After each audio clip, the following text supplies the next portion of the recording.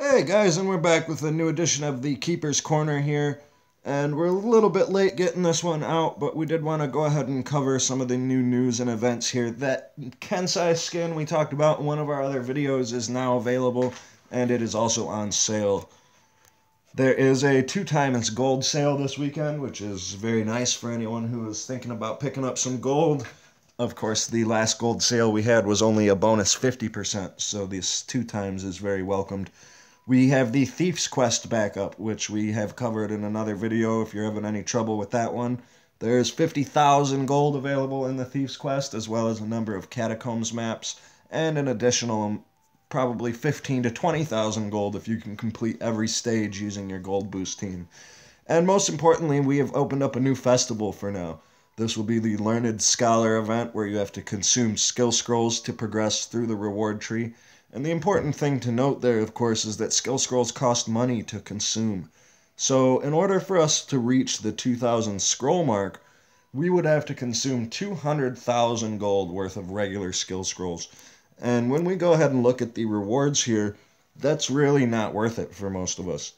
Although there are some golden portal stones, a couple of items, some training points, for the most part, these rewards are not worth 200,000 gold. However, thankfully, the ancient skill scrolls are counted as 3 each. So, if we are able to reach 2,000 scrolls consuming only ancient scrolls, or mostly ancient scrolls, we're going to drop that 200,000 gold cost down to anywhere between 67 and maybe 120,000 gold, which is going to make this a lot more rewarding for a lot of people.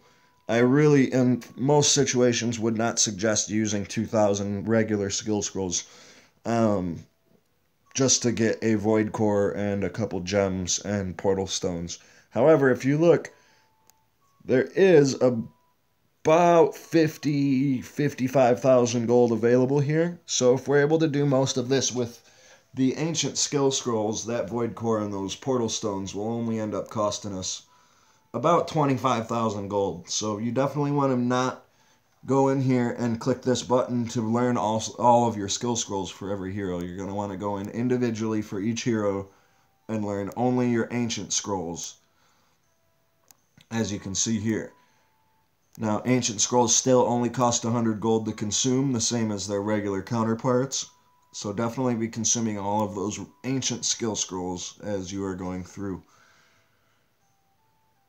Additionally, we covered some catacomb speed runs in our last video. I do want to stress that if you guys are trying to keep up with that top 1% for the catacombs, that you really have to put in the work for it every single day.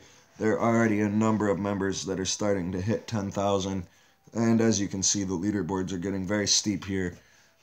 So if you're looking to stay in that 1% on the catacombs without spending a bunch of gems on food refreshes, you're going to have to get in and do that as early as possible. And real quickly, just for the sake of remembrance, we'll do a quick run in the Thief's Quest here for anyone who didn't catch the last video on it. The campaign itself is pretty straightforward. The only thing we're going to really do here is swap out our pirate, who is a gold booster, for a secondary healer. You can also use a secondary tank. The War Master Paladin combo with the Cleric and the Thief will get you through this as well if you aren't quite as well geared. But we're going to go ahead and put our Epic Leather on the healer, or the Druid Epic Chain on the Cleric, so our healers will both have the most survivability possible. And with any of these late campaign stages, we're always using the Knight in front if we're not using that Paladin War Master combo for the bonus defense. And in doing so, we're going to want to build up as many inspiration stacks on the Knight as possible.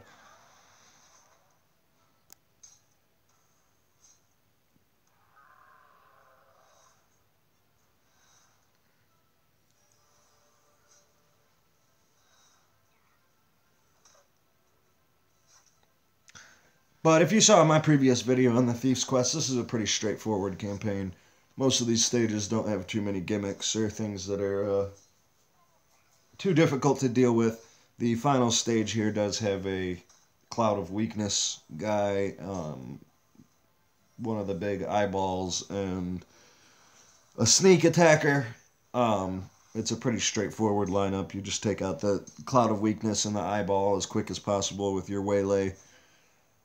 And that stage really shouldn't be any issue for anyone. In fact, this Thief's Quest is probably the easiest of the special quests we've received so far. Although, from what I hear, there are some pretty difficult campaigns in the works. And with any luck in the coming weeks, we'll have something that's a little more challenging for some of the endgame players that are out there that have been looking for something to really test their mettle.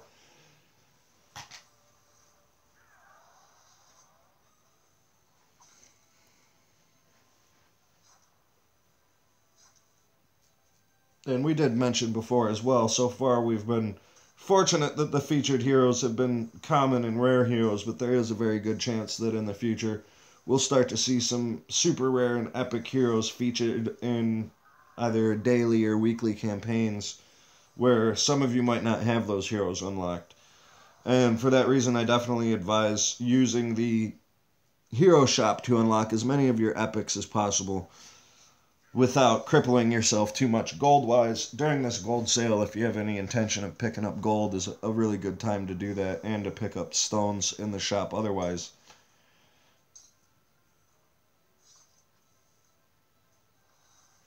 But you really can spend a long time searching for just a single epic hero if you wait to get them from Portal Stones.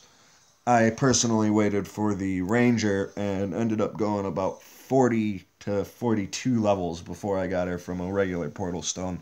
And the Ranger's a great utility hero who you really don't want to leave yourself without most of those epic heroes for the whole time you're coming up level-wise. The Necromancer and the Archmage and the Blackguard are the top priority epic heroes in most instances. The Blackguard is the number one priority, and the Archmage as well, for how well they exceed others in damage output and ability to tank. The Archmage can be surprisingly capable as a frontline character with the epic cloth and the right build on him. But aside from that, as we've seen in other videos, the Route of Ruin on the Archmage is really going to be the linchpin for most of your offense and PvE campaigns and catacombs, tower attacks, things like that. While the Blackguard is a very versatile and very powerful character, he doesn't give you as much overall return as the Archmage does. Fortunately, the Archmage doesn't really need much more than 4 or 5 stars and a good staff to really be successful for most people, whereas the Blackguard's strength grows exponentially with stars. A 6 or 7 star Blackguard is going to really outclass most heroes in the game in terms of one-on-one or even one-on-two combat in most situations. So I definitely advise working on your Blackguards as early as possible, and your Archmage as well. But as you can see, coming up into this final room here, we're focusing our attacks on the Cow or Cloud of Weakness guy that's over in the corner here. This front line of enemies isn't very dangerous. The only things we really have to worry about in this room are the big ugly eyeball and this cow hero or cow enemy here. So once we take him out, we shouldn't have really any issue. And again, this definitely doesn't require all this epic armor or anything like that. You could probably do this with the gore-soaked plate if you had good enough healers.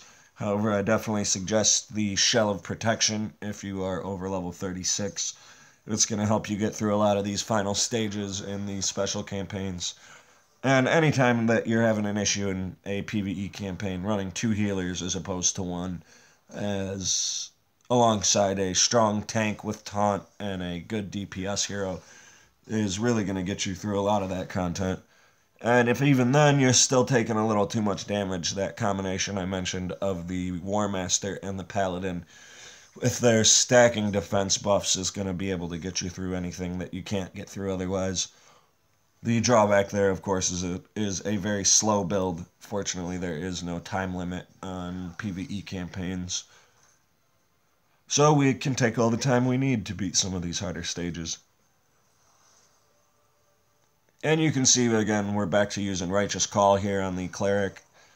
As we've mentioned many times in the past, the Righteous Call is for the soul energy gain more so than the actual damage or healing that it does.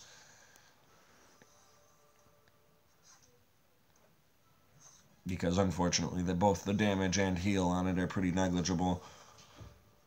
Ultimately, when you're running the Cleric and the Druid together, your primary sources of healing are really going to be Renewal and Rapid Regeneration. Renewal, with its 10 ticks at 80 to 100 heals per tick, is really the most powerful heal in the game, in my opinion. And something we mentioned last time with the Thief campaign here, the Thief himself is a pretty powerful hero when used properly. You're really going to want to put him in tandem with at least the Druid or the War Master to boost his cooldown reduction and get him an additional Envenom stack, and probably with a stun hero as well, so you don't have to run Cheap Shot. But as you can see, that's the Thief's Quest on Extreme. This is a fairly rewarding special campaign at over 50,000 gold available, so I definitely suggest trying to push through every single stage with those gold boosters to get the most out of running through these specials here. And most importantly, like I said at the start of this video, guys, try and consume only ancient scrolls for your festival. And we will be back to cover some PvP and some epic and hero features a little bit later. So if you guys like this one, feel free to subscribe, share the video, all that good jazz, and we'll catch you next time.